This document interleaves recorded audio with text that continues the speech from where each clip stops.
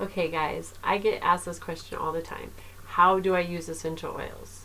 And here's the really good news. You don't have to be an aromatherapist and you don't have to be scared to use the oils. It's really pretty simple. There's actually 3 different ways that we can use essential oils. One is the English way method, which is where we apply it topically. The second is actually the French method, where they ingest an essential oil. And the third is the Germans use it, where they actually diffuse with an essential oil, which is what I have going on here, where you can actually inhale it. Diffusing is actually the only way that you can get the molecules of the essential oil into the limbic part of the brain, is through the nasal system and up into the limbic part of the brain. So that is one very effective and great way to use an essential oil, is diffusing with it. Tests have shown that an essential oil can actually reach our heart, liver, and thyroid within 3 seconds of us inhaling an essential oil. And they were actually found in the bloodstream within 26 seconds when they were applied topically to the skin. A tip or a side note on that is the same thing goes with any toxic chemicals that we are using if we're inhaling or applying them to our skin.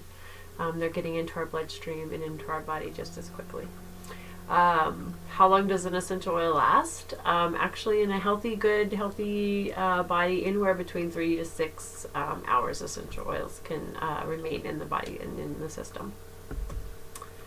And I also get asked a whole lot, what the heck is going on with essential oils? Why are they so popular all of a sudden? What's the deal? And that's really interesting to me, and I kind of thought the same thing as well. And what I learned and discovered is it's really not true. They're not an all of a sudden thing. Essential oils have been around for thousands and thousands of years. They're actually mentioned in the Bible themselves. In the very first book of Genesis, in chapter 37, when the slave traders took Joseph, they were carrying spices, balm, and myrrh. Joseph himself was anointed with myrrh for his burial, and that's talked about in Genesis as well. Jesus actually himself was given frankincense, myrrh, and gold at his birth. Throughout the Bible, either directly or indirectly, there's about 1,100 different scriptures referring to essential oils. And a lot of our very oldest cultures, some of the oldest cultures we know of, we know we're using essential oils. We know the Egyptians were using essential oils, the Aztecs, the Mayans, we have proof of them using essential oils as well. So it's definitely something that's not a new, all of a sudden thing. But there was a period of time that they did kind of get lost or fizzled out, I guess. They lost their place.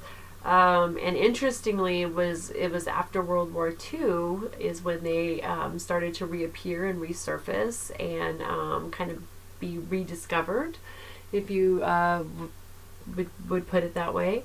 And the really cool part about it nowadays is we actually have science backing us up, where back in the day they didn't have that science that we have today, knowing the effects that we have of essential oils and how they can help us, which is pretty cool. So we're going to take a quick pause here and answer any questions that anybody might have. And then we'll get started here in just a minute, and we'll talk about the different grades and what makes Young Living essential oils different than the oils you just go buy in your grocery store.